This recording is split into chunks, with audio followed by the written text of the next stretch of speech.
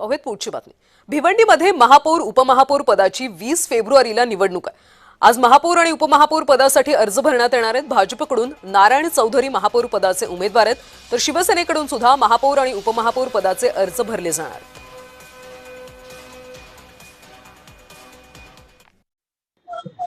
आज सकाळी न्यायालयामध्ये अर्जाची सुनावणी झाली। दोन्ही पक्षांना ऐकून न्यायालयाने आमचा जो अर्ज होता की आम्हाला नॉमिनेशन फॉर्म मेयर किंवा उपमहापौर फॉर्म भरण्याची आम्हाला परवानगी द्यावी एस्कॉर्ट मध्ये, न्यायालयाने तो मंजूर केला आहे आता सकाळी। आणि त्याचप्रमाणे न्यायालयाने काही शर्त ठेवलेली आहे की आमचे जे पक्षकार आहेत त्यांनी मीडियाशी इंटरॅक्ट करू नये, त्याचप्रमाणे EOW ऑफिसच्या बाहेर देखील कोणाशी इंटरॅक्ट करू नये। तर महापौर आणि उपमहापौर पदाची भिवंडीमध्ये 20 फेब्रुवारीला निवडणूक होणार आहे। भाजप आणि शिवसेनेकडून दोघांकडून देखील अर्ज दाखल करण्यात आले।